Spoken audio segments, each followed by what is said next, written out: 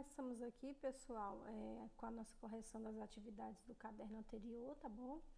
Então, aí nessa primeira questão, ele pede a sociedade egípcia, né, sobre a sociedade, assinar as alternativas corretas.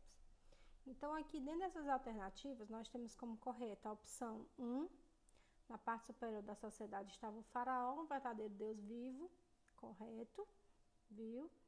Era dentro da classe social do Egito o mais importante, viu? Ele tinha domínio da sociedade, as coisas eram realizadas de acordo com seu interesse, tá bom?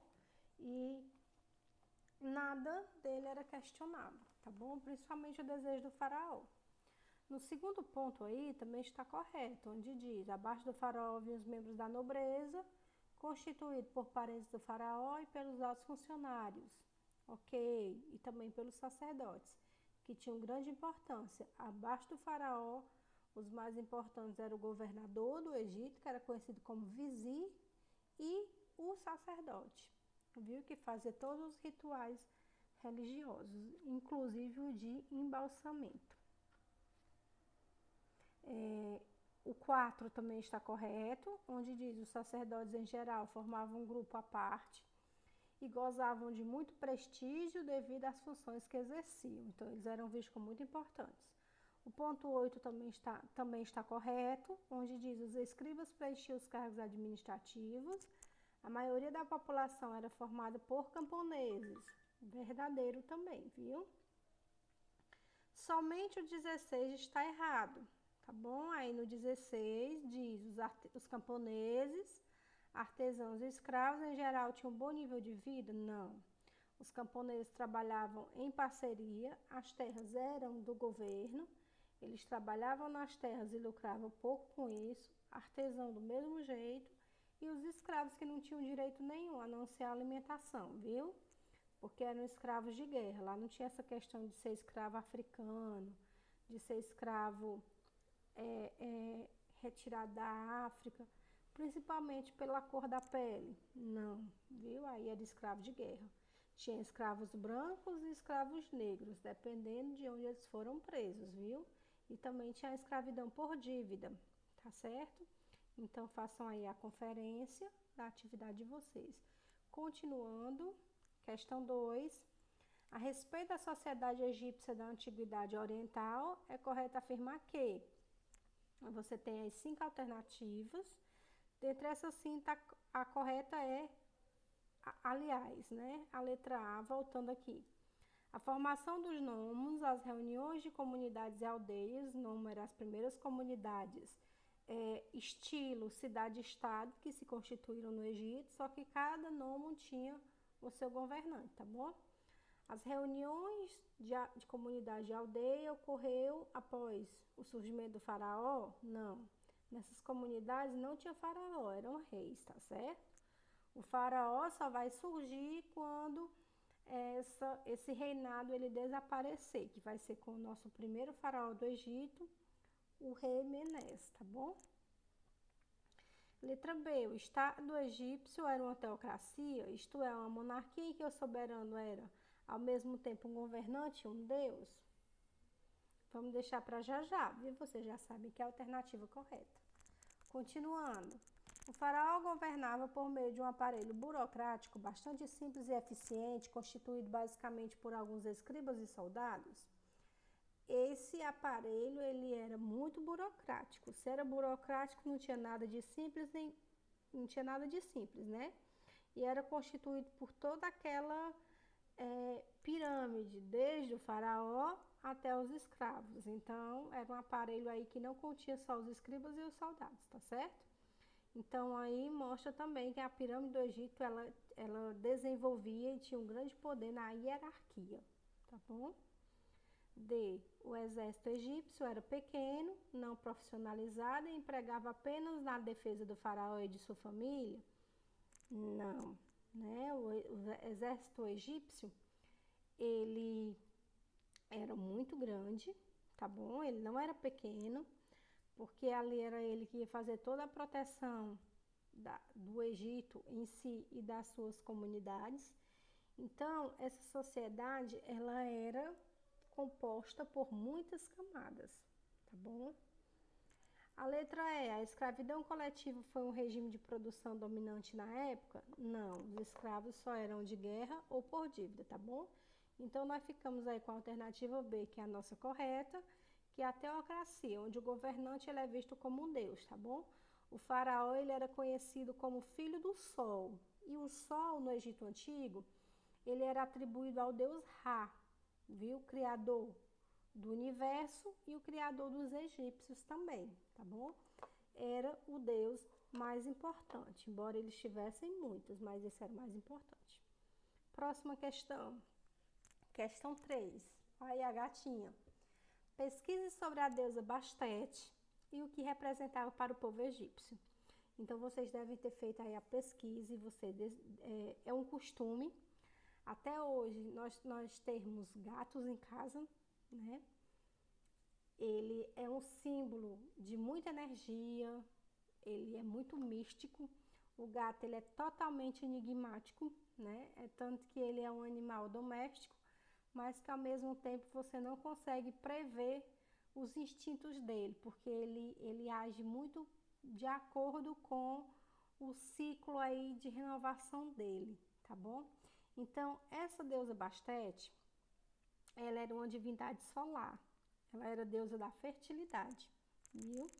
Ela também é considerada filha de Ra, tá bom? Do deus Sol. Então, aí eles tinham o hábito de ter nas suas casas, além dos animais, que ajudava eles a combater as pragas, tá certo? Mas também eles gostavam de ter, além dos animais vivos, criados nas comunidades egípcias, também eles gostavam de ter esses amuletos, onde eles eram dispostos pelas casas, tá certo? Representando o quanto essa divindade era importante e era protetora, tá bom? O Egito já perdeu uma guerra, porque os persas, ao invadir o Egito, além dos seus escudos, eles traziam um gato do lado, né?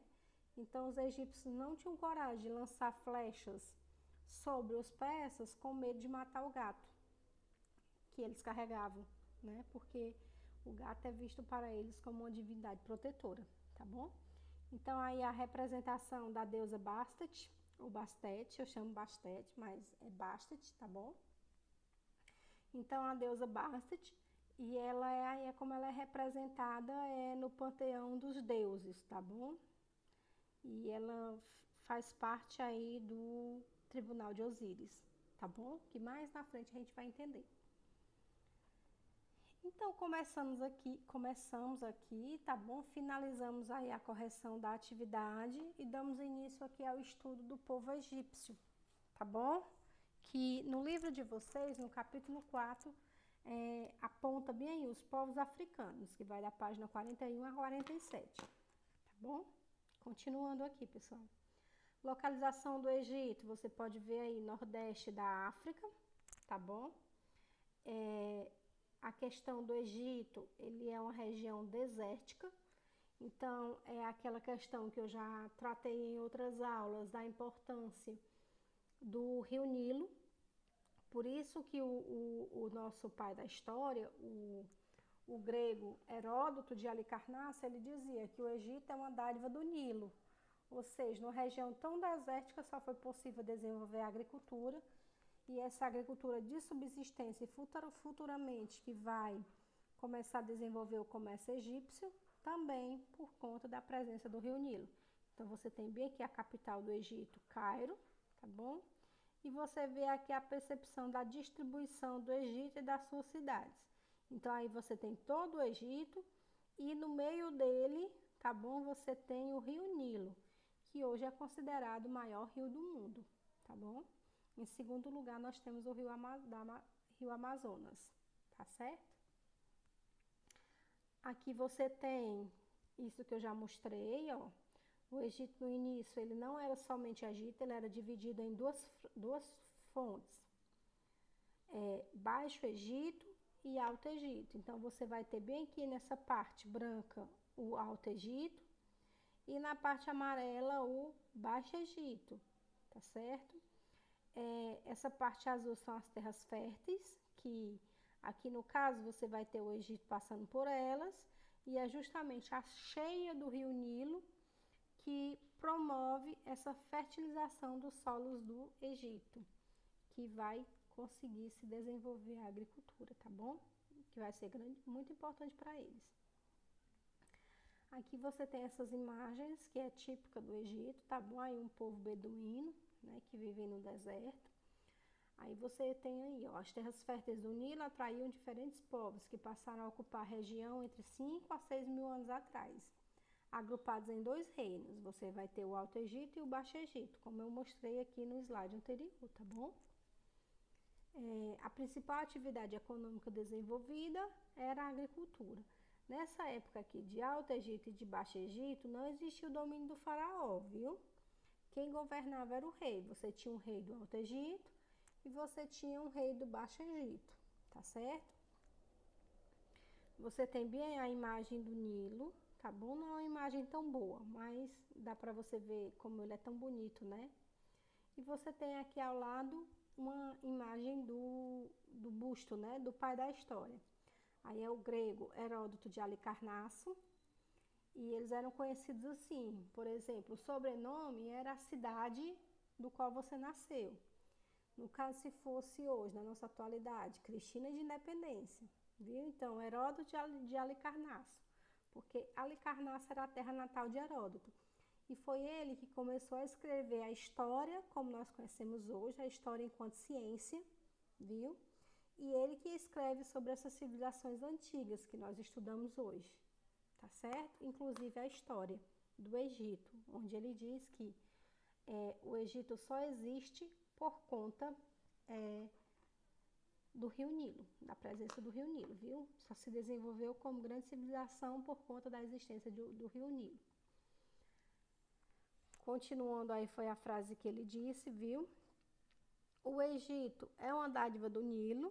Dádiva significa presente, né? Ou seja, sem as cheias do rio Nilo, o Egito seria apenas um grande deserto. Continuando.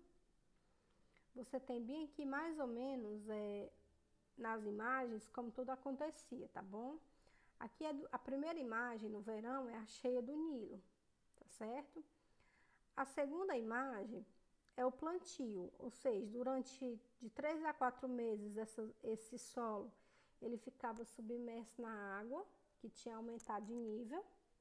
Quando esse nível da água diminuía, era o tempo do plantio, porque esse tempo que esse solo ficou submerso, ele adquiria uma fertilização do solo, que eles chamavam de limo ou de humus, viu?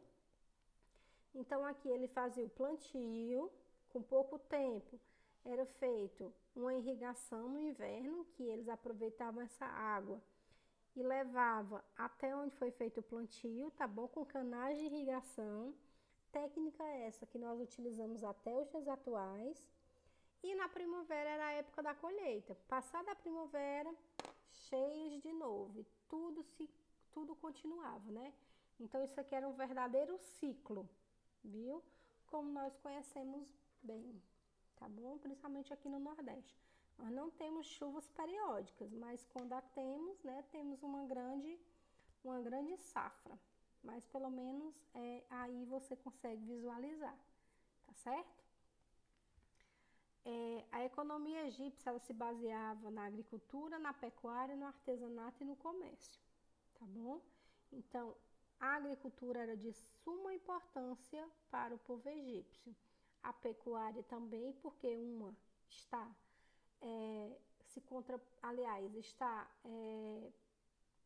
tem necessidade da outra, né? A agricultura e a pecuária, artesanato e comércio, mas as principais eram a agricultura e a pecuária. Aqui, bem no início, enquanto o Egito era dividido em Baixo Egito e Alto Egito, nós tínhamos essa disposição. Ó. Por exemplo, a coroa, ela era símbolo do faraó.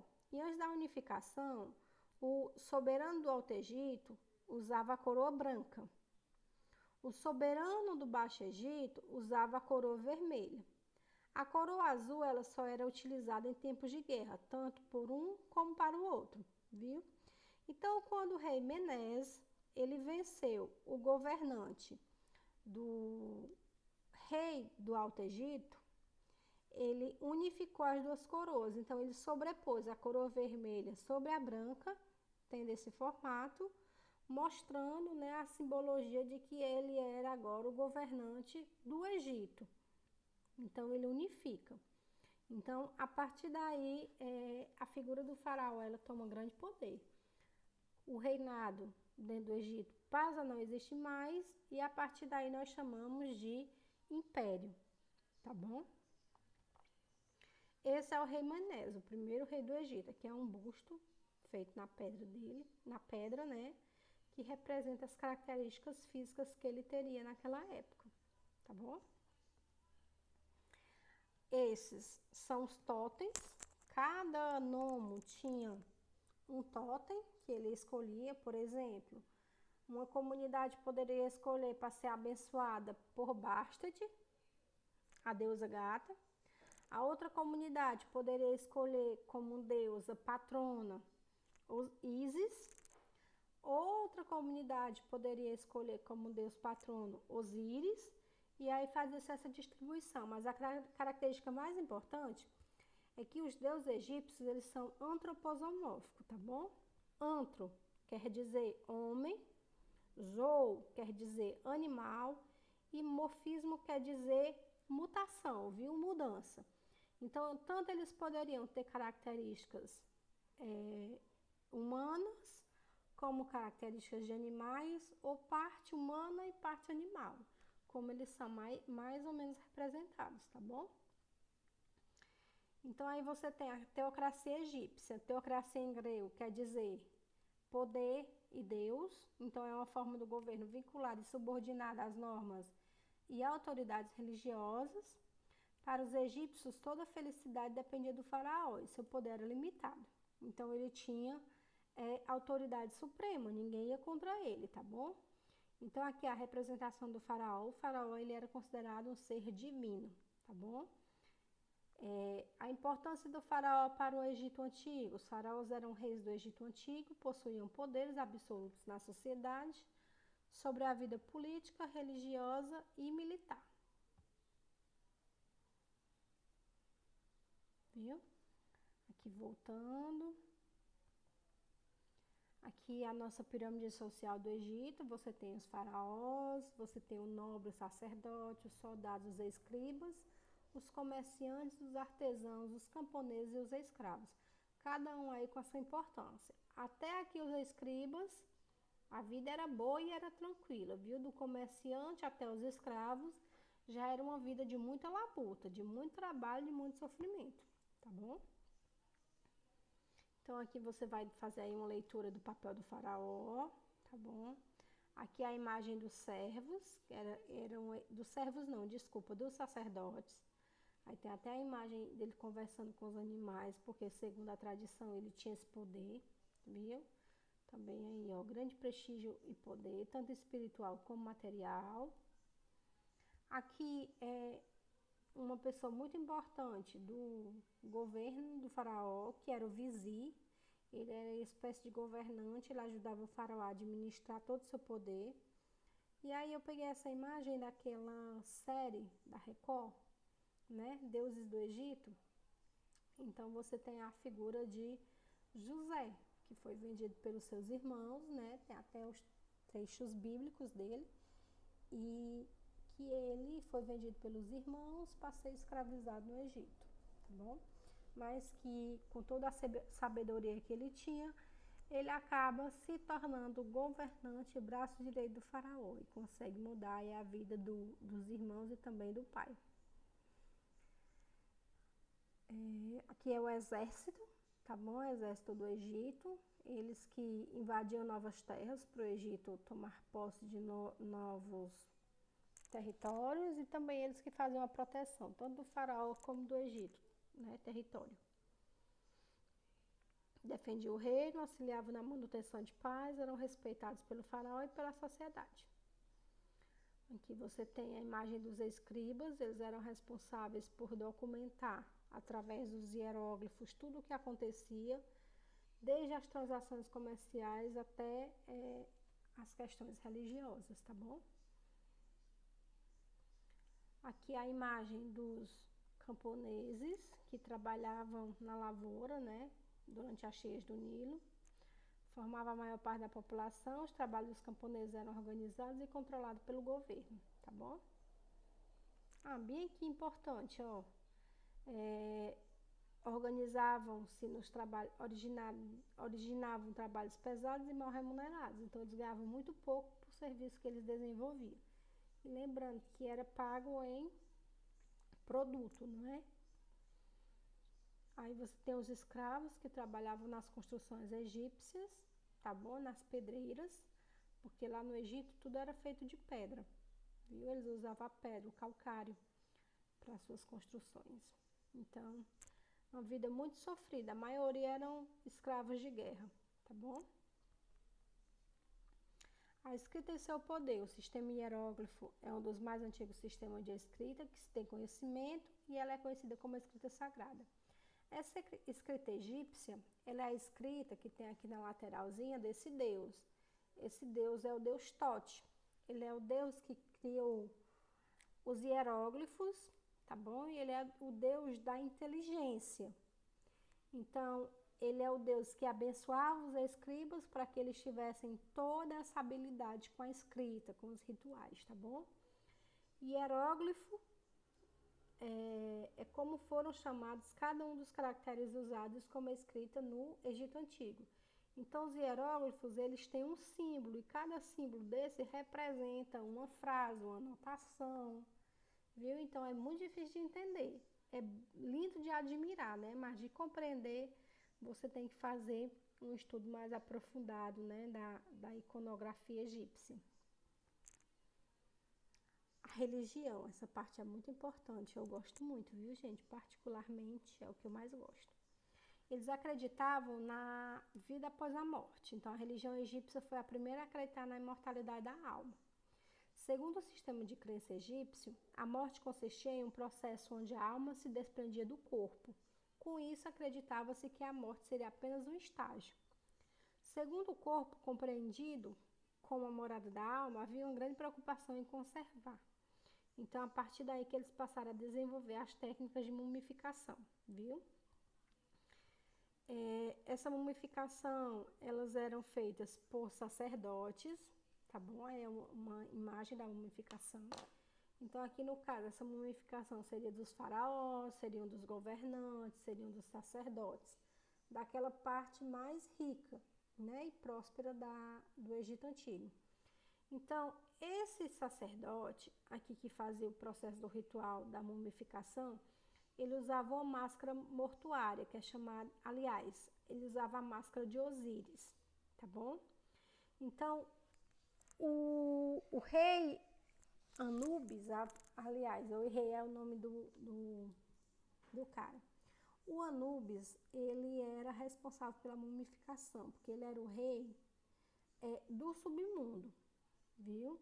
Então, ele tinha que estar presente lá. É como se quando a gente morresse, a nossa alma fosse para o submundo, aguardando a nossa reencarnação, viu? Só que reencarnação naquele corpo que tinha sido mumificado, né? Que era para ele ser conservado. Então, o Osíris, o Anubis, ele tinha um papel de nos esperar, para ele nos levar até Osíris, que era Osíris que ia decidir se você poderia ou não voltar à vida, viu? Aqui, ó, nós temos o processo de mumificação, tá bom? Primeiro, o corpo do faraó seria cortado e dali seria retirado o cérebro, vísceras, tudo isso. Então, eles colocavam um tipo de serragem dentro do corpo do faraó. A partir daí, eles banhavam, besuntavam todo aquele corpo com ervas e óleos aromáticos para conservar o corpo e evitar o apodrecimento. Depois você passaria aí essa múmia para um depósito de sal e nitrão, chamado lá, e durante, em média, aí, de 40 a 70 dias, o corpo daquela pessoa ficaria naquele sal que era para desidratar. Após passar esse processo, seria enfaixado, enrolado em faixas de linho e besuntado aí com essa espécie de óleo aromático. Só que tem uma característica, por exemplo, alguns órgãos vitais eles eram guardados, em especial o coração. Então você tinha esses potes onde você guardava o coração do faraó, porque ele era muito importante para o momento que ele fosse voltar à vida, e ele era muito escondido, porque para mim voltar à vida eu precisava do meu corpo em bom estado, eu precisava da minha alma e eu precisava do meu coração, viu? E eu também precisava do livro dos mortos. Então, sempre nessa sala das mastabas, das pirâmides, se guardava em um local o livro dos mortos, em outro local você guardava o corpo do faraó mumificado ou de um chefe supremo, em outro local se guardava o coração, esperando que a alma viesse, né, que ela fosse chamada, e que quando ela viesse, para que ele reencarnasse, ele precisaria estar com todos aqueles elementos ali próximos dele, tá bom? Então aqui a figura de uma múmia egípcia, viu? Ela ainda tá aí, né, gente, esperando. Mas é uma crença muito bonita, viu? Que a gente deve respeitar muito. É o panteão aí deles, essa questão. Faz jus a grande importância hoje para tanto tratamento científico e tanto tratamento dentro da nossa saúde, porque eles foram os primeiros a desvendar os mistérios do corpo humano. Então, hoje, as cirurgias, as práticas, né, aí de embalsamento, tudo isso vem desse período em que os egípcios começaram a tratar o corpo para receber a alma, né, para receber aí a sua divindade. Aqui também os animais, eles eram tão queridos, os animais domésticos, principalmente os gatos, que eles eram mumificados também, para representar o grande amor que eles tinham por aqueles animais, tá bom? Então você também pode encontrar múmias de gatos e de animais domésticos que eles gostavam muito, tinham muito apreço, tá bom? Aqui são os vasos funerários que eu já falei, né? Na questão aí era colocado aí o coração, eram colocados alguns órgãos vitais, mas principalmente o coração, que era para que quando a alma fosse reencarnada, ele tivesse em perfeito estado, né?